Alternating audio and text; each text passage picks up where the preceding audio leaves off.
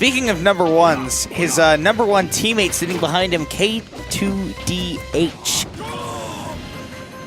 With the Lucario hat on. I had to think really hard. I always get the 2 and the D mixed up. Again, my way of remembering it is that I'm trying to remember it as the name is KH, and it goes, oh, you know, K to the H, and then it's K2DH. It's very clever. Yeah. Phonetically, things are interesting. Anyways, so yeah, Kaze versus P2P with Gibus. So this Gibus versus Ryu's in general is something that I always enjoy watching because of the way he approaches it. It's helped him in his patience. One thing that he used to lack quite a bit, but wow. What patience? He ran in and reversed? Do you think you were Lucario? Like, what was the idea there? Maybe trying to catch a roll or something. I don't know, but Kaze caught him putting on the hands and feet. Neighbor, I just want to let you know I am agreeing with you here. I'm just theorizing. Yeah, no, I getcha. I getcha. But, Kaze's got Gibus right now. Oh, yeah. Gibus likes to sit back in this matchup, throw a few more shurikens, and wow. Okay, so you can Shadow Sneak out of those up tilts, but as is the usual in most Greninja matchups where people say, you can just Shadow Sneak out of all this. If Kaze decides to just stop up tilting, anticipating a Shadow Sneak, he can punish much harder. Yeah, and that is why Gibus has to use it sparingly. Right, he has to kind of have a read. He starts using it more sparingly after he gets punished for it. He died. Yep. He definitely used it sparingly, didn't pull out the Shadow Sneak in that situation, and Kaze found his KO option. Okay, landing that up smash, obviously not going to kill with no rage, but that up air is going to take him close. Landing against Greninja would be a little bit difficult. Those up airs slicing through focus, and he doesn't have a lot of aerial drift gets put out, so... Ooh, okay, great focus attack dash cancel there so that he wouldn't have to use the Tatsu, putting himself in a bunch of lag, but Gibus maintaining his advantage very well. You know, it's times like these where you realize that Greninja has very high jumps. Oh, yeah. He is froggy. He's hoppy, dude. He does not like to stay on the ground. Oh, that's why. Yeah. didn't think about it that way. Yeah. Anyway. To Froppy. Anyways, yeah. To what? What? Did you say? I'll explain later. All right. I did say Froppy, though. Okay, I'm really confused. So... Gibus is 50% on him now. He was doing such a good job of just putting a lot of pressure on Kaze. That's not... Oh my goodness. Kidding me. He's at like 55. He was at like... Oh, like... He's at high 50s. I'm disgusted. I am absolutely grossed out.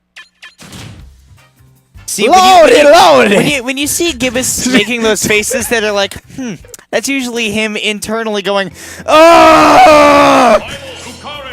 Sounds about right. So he's going to Lucario, which we'll see.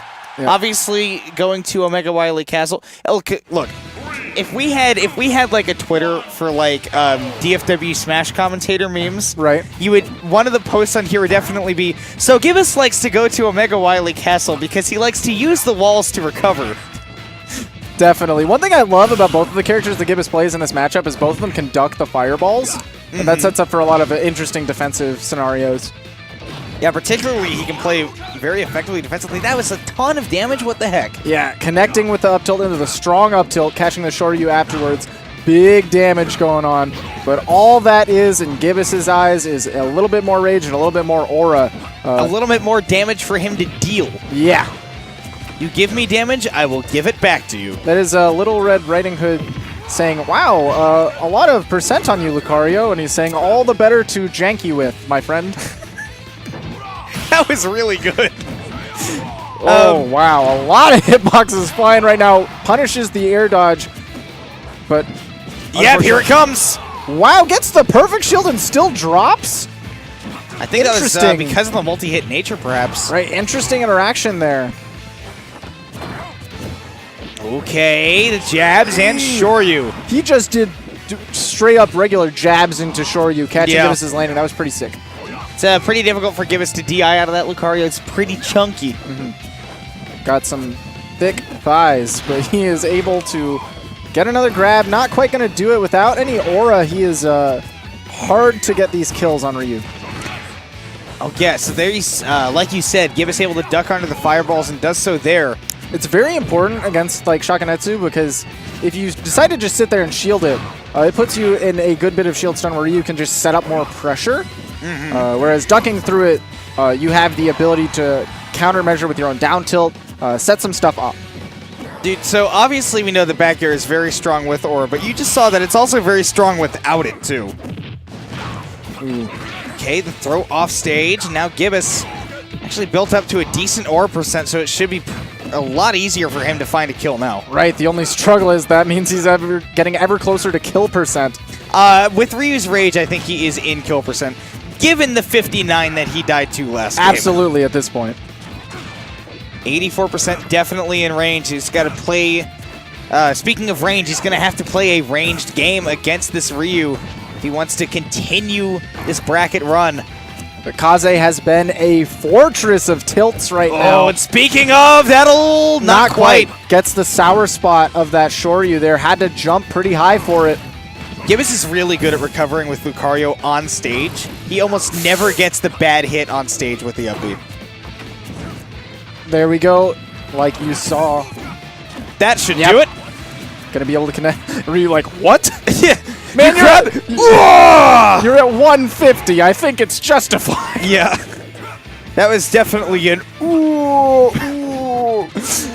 Now, though, oh my goodness, the pressure from these up tilts right now. Gibus not content to sit and deal with it. Big 17% oh here. My goodness, the perfect shield, but he doesn't get a punish. Ooh, Gibus just running away. Really wants to play the long-range game, but this is big damage here. Only gets a nair on the punish for the air dodge. Wasn't in position. Oh my goodness! He's dead. Gibus nearly landing the up smash, but just narrowly missing it. Not quite getting the perfect hit. He caught him on the way down, which gave Kaze a bit of time to react, because normally it's only like super guaranteed if you catch them when you land with it. But on the way down gave him some opportunity to like DI up and away and escape. Yeah. And able to jump out, escape the whole up smash situation, lands with a back air. That was good on Kaze to keep his composure. Right, though. exactly, because that's a scary place to be. Yeah. Especially when you've had such a big lead the whole time. Oh, sick. Okay, so there is going to be a double swap now. I'm going to be heading out, as is Kimona, for a bit. We are going to have Sethlon on with Dakpo.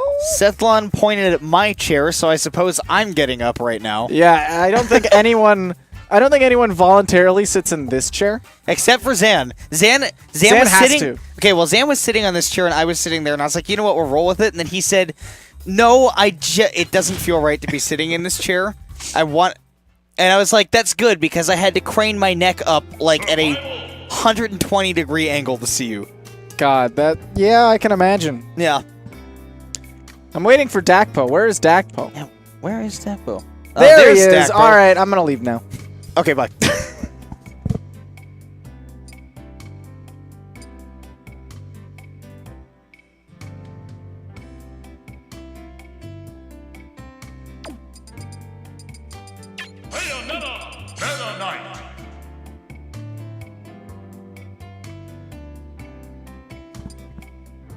Why, hello. I have returned, joined by also Team FX Dakpo. Hey, what's going up, friends? What's going up? What's going on? What's up and what's going on? Good to be here with my bestest friend, Bestie Westie, Sethlon, FX Sethlon. Okay, so we're seeing a run back from last week. Right, yeah. Is this... Finals? What is finals? All right, Let's sweet. go. Consistency, boys. Yes, sir. 5 moving up in the world.